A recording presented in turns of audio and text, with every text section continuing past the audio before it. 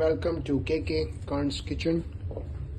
સો આજે આપણે બનાવી રહ્યા છે પનીર ભુરજી. આ છે પનીર, આપણે ડુંગળી, ટામેટું અને મરચાં કાપી દીધેલા છે, અને ધાણા આપણે છેલ્લે કાપીશું જ્યારે આપણું પનીર ભુરજી બની જશે. અને આપણું તેલ છે એ ગરમ થઈ રહ્યું છે, તો આના પછી આપણે નાખીશું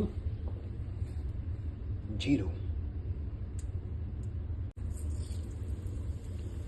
તેલ આવી ચૂક્યું છે, જો તમે જોઈ શકો છો. આપણે વધારે જીરું નાખીશું, એક્ઝોસ્ટ પણ ઓન કરી દઈશું. જીરું પતાળવા મળશે ત્યારે આપણે નાખીશું ડુંગળી. જો કે તેલ આવી ચૂક્યું છે, તમે જોઈ શકો છો. તો આપણે નાખીશું ડુંગળી.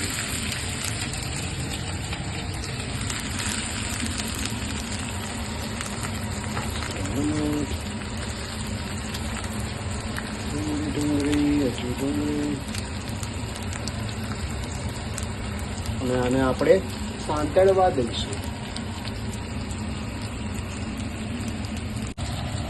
મિત્રો, તમે જોઈ શકો છો આપણી ડુંગળી ગોલ્ડન બ્રાઉન થઈ ગઈ છે. આપણે થોડું નાખ્યું છે આદુ મરચાંની પેસ્ટ, અને હવે આપણે કરીશું થોડા મરચાં, થોડા મસાલા. નાખીશું થોડા મરચું,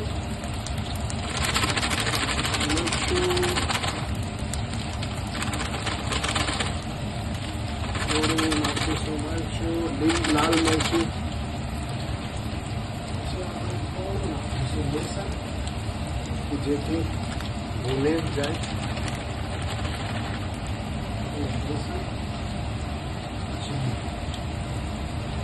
આપણે નાખીશું ધાણા જીરું. નાખીને છે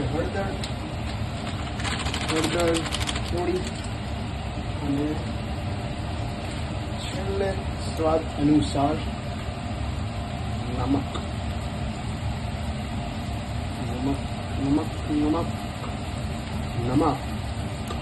Okay, that's good.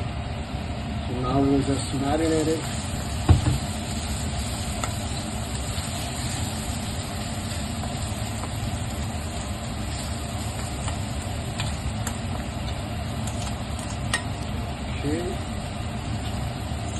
આપણે મિક્સ કરી દઈશું જબરજસ્ત, કેમ કે આપણે થોડું ગ્રેવી સ્ટાઇલ બનાવવાનું છે. Gravy style. થોડા ડુંગળીઓ થોડી મોટી છે, but let them chop it little, but it's okay. આ નોનસ્ટિક નથી, હું સ્ટેનલેસમાં બનાવી રહ્યો છું, એટલે ચોંટી રહ્યું છે આપણું ચણાનો લોટ. તમે વાપરી શકો છો નોનસ્ટિક તવો. અને આપણે ભૂનવા દઈશું, અને પછી આપણે નાખીશું ફ્રેશલી ચોપ આપણા ટામેટા.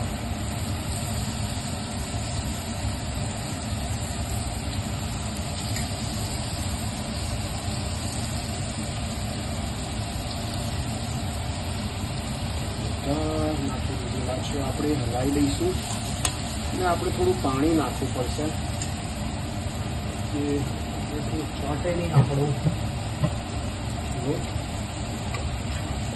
અને થોડી ગ્રેવી બની જાય. થોડું પાણી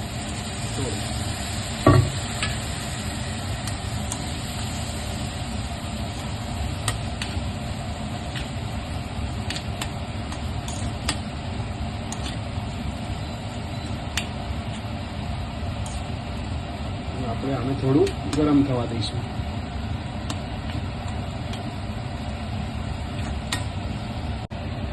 મિત્રો, તમે જોઈ શકો છો કે આપણી ગ્રેવી મસ્ત બની ચૂકી છે, અને આપણું જે પનીર છે એને પણ આવી રીતે ભૂક્કો કરી દીધો છે, અને આપણે હવે અંદર નાખી દઈશું.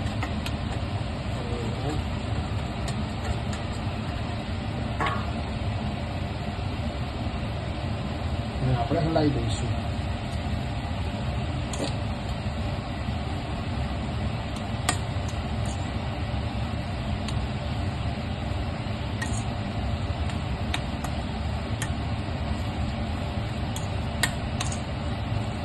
થોડું પાણી નાખી દઈશું જેથી આપણું પનીર ઓગળી જાય આપણી ભુરજીની અંદર.